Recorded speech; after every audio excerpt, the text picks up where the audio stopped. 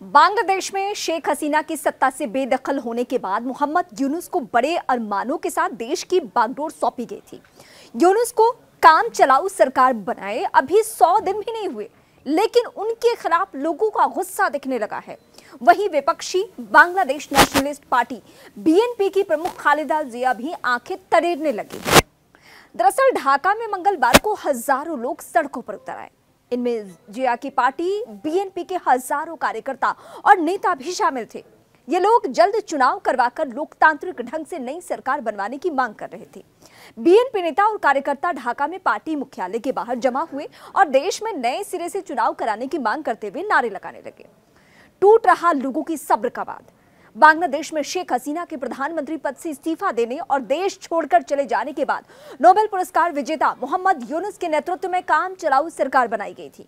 ये सरकार थोड़े वक्त के लिए बनी थी, लेकिन इसने अभी तक चुनाव कराने की कोई समय सीमा जारी नहीं की है।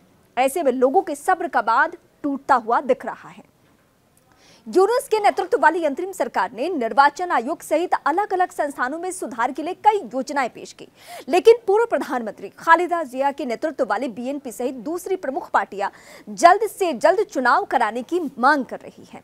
यूनुस ने अपने हालिया बयान में ये तो नहीं बताया कि बांग्लादेश में चुनाव कब आयोजित किए जाएंगे, लेकिन उन्होंने कहा कि वो तब तक सत्ता में रहेंगे जब तक लोग ऐसा चाहेंगे। अखबारों के संपादकों की एक टीम ने हाल में कहा था कि यूनुस को प्रमुख सुधार को लागू करना चाहिए और सत्ता में कम से कम 2 साल तक बने रहना चाहिए। खालिदा ने जल्द चुनाव की मांग बीएनपी ने शुरू में 3 महीने में चुनाव कराने की मांग की थी, लेकिन बाद में उसने कहा कि वो अंतरिम सरकार को सुधार लागू करने के लिए समय देना चाहती है। हालांकि अब उसका मन भी बदलता हुआ दिख रहा है।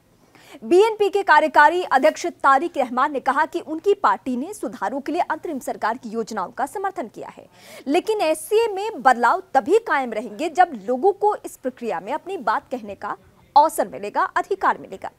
रहमान ने ये नहीं बताया कि अगले चुनाव कब होने चाहिए, लेकिन ये भी कहा कि किसी भी सुधार का अगली संसद में समर्थन किया जाना चाहिए।